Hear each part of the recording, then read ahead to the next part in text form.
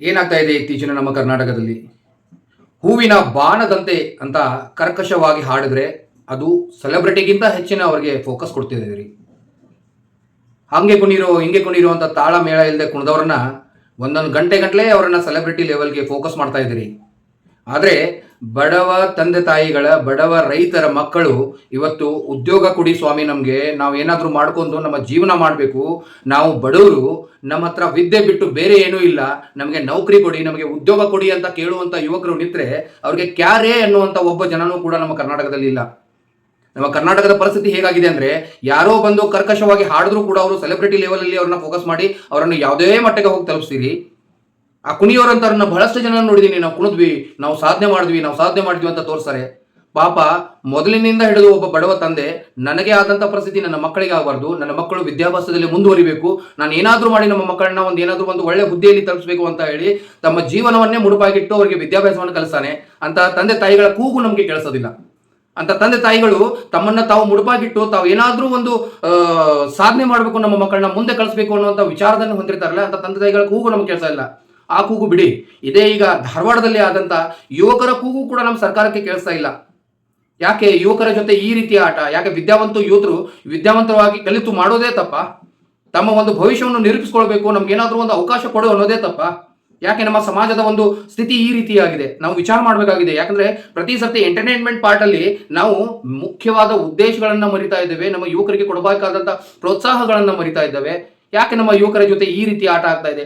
ಮುಖ್ಯವಾಗಿ ಹೇಳ್ಬೇಕಂದ್ರೆ ನಮ್ಮ ಉತ್ತರ ಕರ್ನಾಟಕದ ಯುವಕರಲ್ಲಿ ಸರ್ವ ಕಲಾ ವಲ್ಲಭರು ನಮ್ಮ ಉತ್ತರ ಕರ್ನಾಟಕ ಯುವಕರು.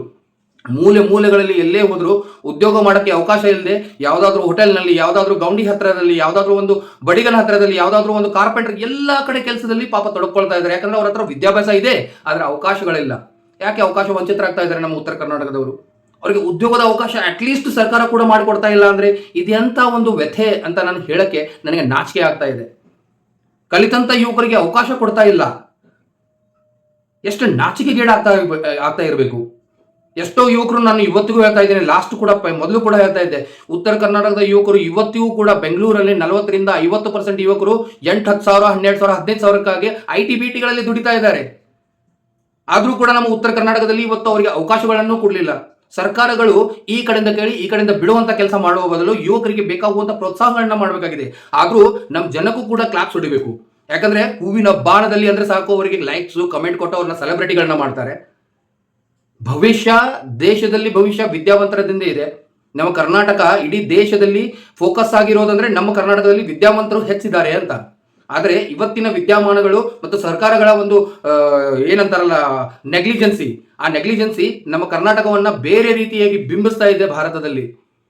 ಅವಕಾಶ ವಂಚಿತ ಮಾಡಬೇಡಿ ನಮ್ಮ ವಿದ್ಯಾರ್ಥಿಗಳಿಗೆ, ಅವರಿಗೆ ಅವಕಾಶಗಳನ್ನು ಕೊಡಿ, ಉದ್ಯೋಗಗಳಿಗೆ ಬೇಕಾಗುವಂತ ಅವಕಾಶಗಳನ್ನು ಕೊಡಿ. ಅವರ ವಯೋಮಿತಿ ಏನಿದೆ ಅದರ ಅರ್ಹತೆಗೆ ಮೀರಿ ಅವರು ಇದ್ರೇನೆ ಅವರಿಗೆ ಉದ್ಯೋಗ ಕೊಡುವಂತ ವ್ಯವಸ್ಥೆ ಮಾಡಿ.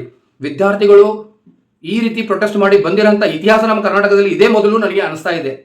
ದಯವಿಟ್ಟು ಅವರಿಗೆ ಅವಕಾಶಗಳನ್ನು ಕೊಡಿ. ಮತ್ತು ಯಾವುದೇ ಒಂದು ಎಂಟರ್ಟೈನ್ಮೆಂಟ್ ದುನಿಯಾದಲ್ಲಿ ನಾವು ಹೋಗಿ ಅದನ್ನ ಯಾವುದೋ ಒಂದು ಒಳ್ಳೆಯ ಸಂಗೀತಗಾರಗಳನ್ನು ನಾವು ಮುರಿತಾ ಇದ್ದೀವಿ. ಇಂಥ ಒಂದು ಸಂಗೀತ ಕೇಳೋಕ್ಕಿಂತ ಮುಂಚೆ ಎಷ್ಟೋ ಪ್ರತಿಭೆಗಳು, ಸರಸ್ವತಿ ಪುತ್ರರು ಎಷ್ಟೋ ಚೆನ್ನಾಗಿ ಹಾಡಂತಾರೆ, ಅವ್ರ ಬಗ್ಗೆ ನಮಗೆ ಗೊತ್ತಿಲ್ಲ. ಎಷ್ಟೋ ಒಳ್ಳೆ ಡ್ಯಾನ್ಸ್ ಮಾಡುವಂತ ಯುವಕರು ಅದಾರೆ, ಅವರ ಪ್ರತಿಭೆಗಳು ಅಲ್ಲೇ ನಶಿಸಿ ಹೋಗ್ತಾ ಇವೆ, ಅವರಿಗೆ ನಾವು ಪ್ರೋತ್ಸಾಹ ಕೊಡ್ತಾ ಇಲ್ಲ. ಆದ್ರೆ ಯಾರೋ ಬಂದು ಸೋಷಿಯಲ್ ಮೀಡಿಯಾದಲ್ಲಿ ಹೈಪ್ ಕೊಟ್ಟು ಅದನ್ನ ಫೋಕಸ್ ಮಾಡಿ ಕೊಟ್ಬಿಟ್ರೆ ಅವ್ರು ನಮಗೆ ಸೆಲೆಬ್ರಿಟಿ. ಅವರು ರಿಬ್ಬನ್ ಕಟ್ ಮಾಡಕ್ ಬರ್ತಾರೆ, ನಿಮ್ಮ ಶೋರೂಮ್ಗಳನ್ನೇ ಓಪನಿಂಗ್ ಮಾಡಕ್ ಬರ್ತಾರೆ. ನಾಚಿಕೆ ಆಗಬೇಕು, ನಮ್ಮ ಮನಸ್ಥಿತಿಗಳಿಗೆ ನಾಚಿಕೆ ಆಗಬೇಕು.